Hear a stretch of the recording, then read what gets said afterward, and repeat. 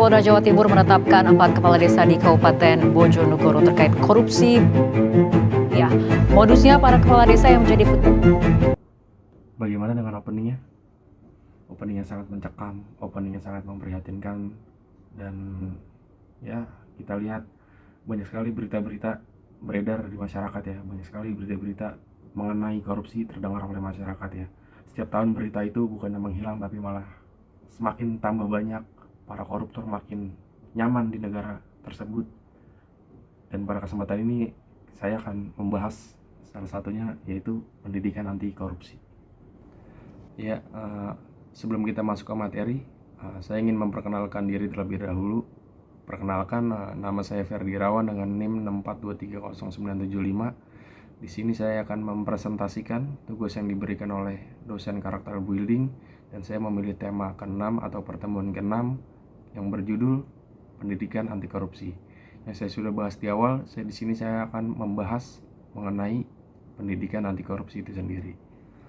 Oke, kita lihat ke materi. Daftar isi. Di sini ada pendahuluan, pengertian, faktor penyebab korupsi, 2 faktor penyebab korupsi, bentuk korupsi, upaya penanggulangan korupsi, dan kesimpulan. Selanjutnya kita akan langsung masuk ke pendahuluan. Di sini kita lihat, kita mengetahui itu korupsi itu adalah salah satu tindak pidana yang dilakukan oleh oknum atau seseorang ya. Tapi kita harus mengetahui dulu terlebih dahulu mengenai definisi korupsi itu sendiri. Ya, di sini kita lihat di materi, definisi korupsi itu sendiri adalah korupsi atau rausa merupakan sebuah tindakan oleh pejabat publik, baik politisi maupun pegawai negeri, yang terlibat dalam penyalahgunaan kepercayaan publik yang dikuasakan kepada mereka untuk mendapatkan keuntungan sepihak. Jadi itu definisi korupsi itu sendiri ya. Bagaimana seseorang menyalahgunakan kekuasaannya untuk menyalahgunakan kewenangannya, dia bisa menyalahgunakan semuanya demi kepentingan pribadinya ya. Dan kata korupsi itu sendiri berasal dari bahasa Latin ya, yang artinya corruptio atau corruptus, yang bermakna busuk, rusak, atau menyogok ya. Artinya aja sudah sangat luar biasa jelek ya bagi korupsi itu sendiri ya.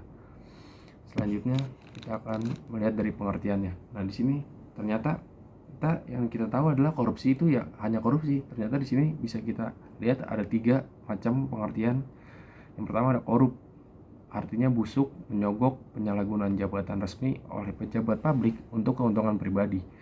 Nah, kita lihat ya di sini korup itu artinya kayak dia menyogok atau penyalahgunaan pribadi lah untuk kepentingan pribadi. Itu sangat merugikan hal yang lain ya. Dan selanjutnya yang kedua adalah korupsi.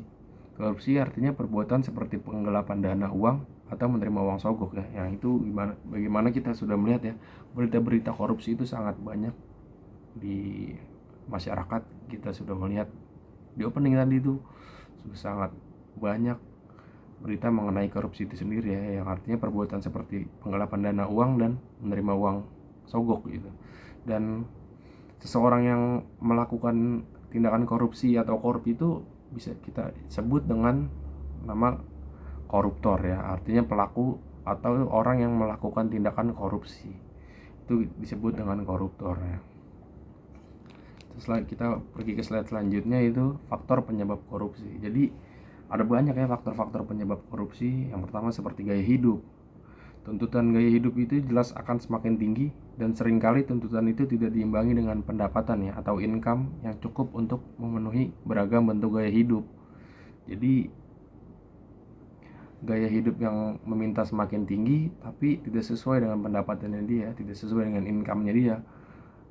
Jadi dia akan melakukan korupsi untuk bisa memenuhi gaya hidupnya dia.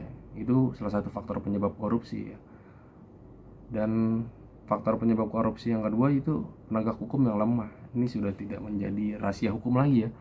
Bagaimana contohnya di negara kita sendiri itu di Indonesia, bagaimana penegak hukum itu bahkan ada yang bilang tajam ke bawah, tumpul ke atas ya. Itu sangat menggambarkan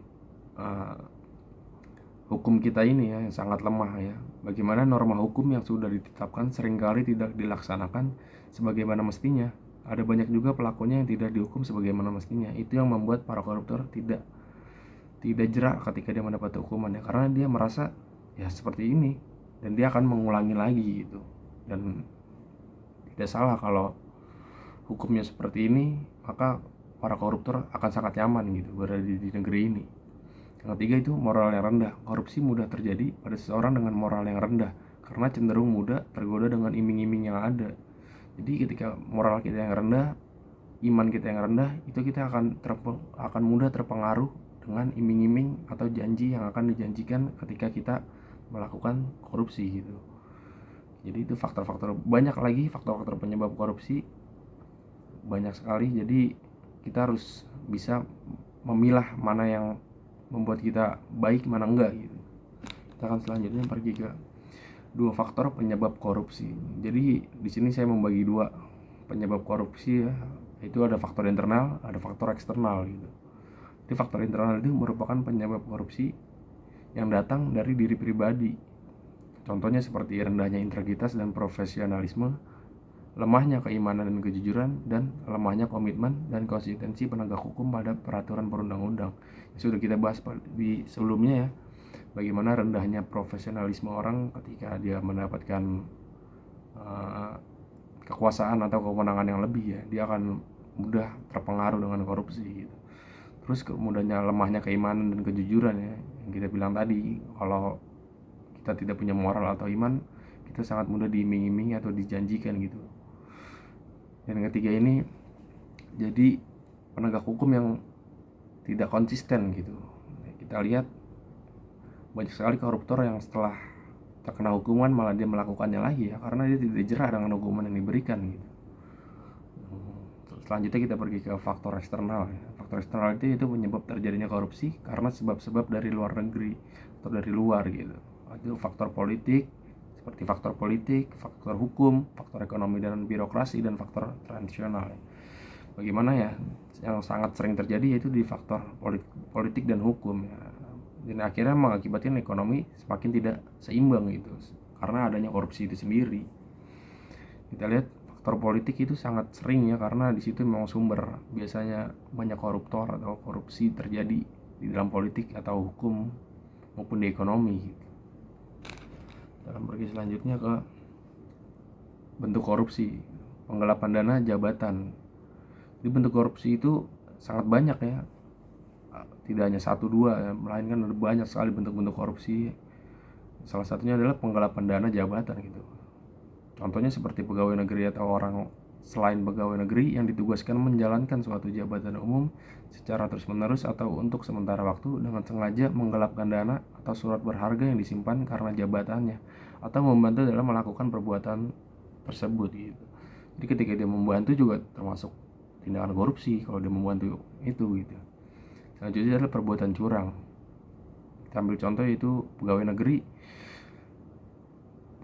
atau penyelenggara negara yang pada waktu menjalankan tugas meminta atau menerima pekerjaan atau penyerahan barang seolah-olah merupakan utang kepada dirinya, padahal diketahui bahwa hal tersebut bukan merupakan utang gitu.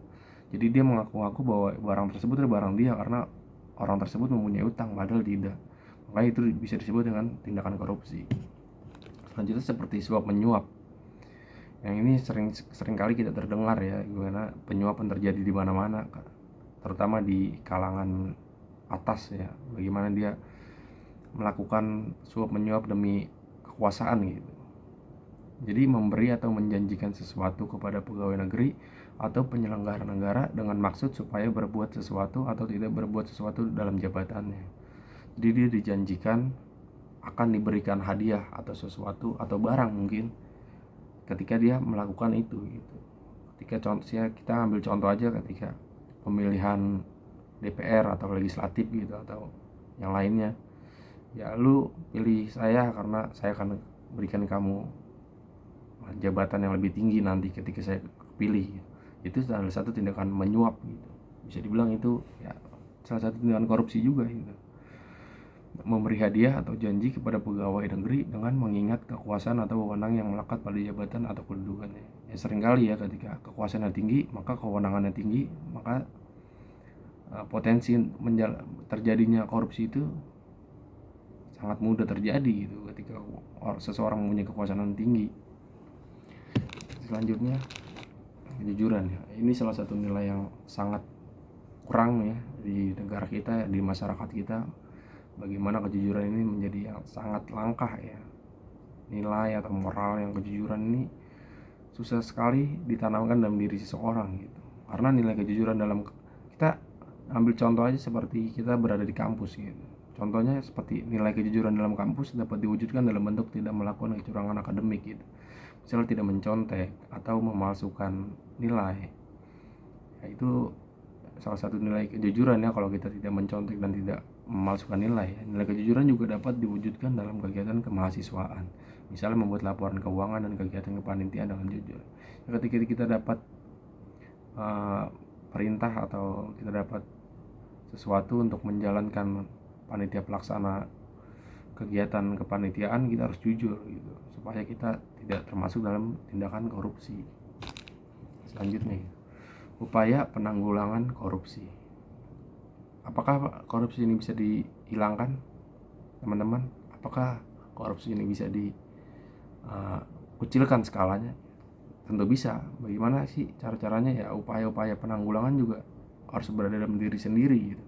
Selanjutnya, kalau diri sendiri sudah berniat untuk membantu agar korupsi ini tidak ada, ya kita bisa selanjutnya seperti pertama itu pembentukan lembaga anti korupsi. Kayak kita harus membentuk lembaganya dulu supaya peraturan-peraturan itu jelas gitu, sehingga para koruptor tidak akan mengulangi lagi gitu. Atau seseorang yang tidak akan gitu, yang punya niat menjadi korupsi tidak jadi gitu, ketika punya lembaga anti korupsi yang jelas.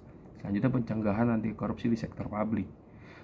Ketiga, pencegahan sosial dan pemberdayaan masyarakat. Dan keempat, monitoring dan evaluasi. Dan evaluasi ini sangat penting ya, ketika seseorang atau oknum atau koruptor itu tertangkap karena korupsi, kita harus melakukan evaluasi apa yang selanjutnya kita lakukan supaya tidak terjadi ini lagi ya. Tapi sampai saat ini belum ada evaluasi atau sebuah hasil gitu.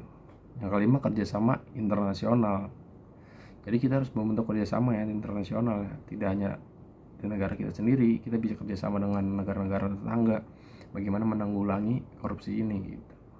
Dan kita harus bekerja sama dengan semua pihak agar korupsi ini benar-benar bisa dihilangkan gitu, atau bisa dikecilkan skalanya. Selanjutnya, kesimpulan. Ya, kita sebagai generasi muda masa depan harus melek dan melihat begitu bahayanya tindakan korupsi karena merugikan semua pihak yang terlibat gitu, maupun yang tidak terlibat secara langsung. Dengan kita belajar mengenai pendidikan anti korupsi ini, kita akan terhindar gitu dari hal-hal yang memungkinkan melakukan korupsi, dan kita harus memberitahu kepada semua pihak bahwa korupsi ini hanya akan merugikan negara. Dan ya, terima kasih, itu pembahasan saya mengenai pendidikan anti korupsi ya. Sekali lagi saya mengingatkan kepada semua pihak untuk ikut membantu menanggulangi anti korupsi ini gitu, tindakan korupsi ini gitu. Kita harus bantu semua pihak, tidak hanya pihak ini yang bertanggung jawab, tapi kita juga harus bertanggung jawab gitu. Ya, sekian, terima kasih. Assalamualaikum warahmatullahi wabarakatuh.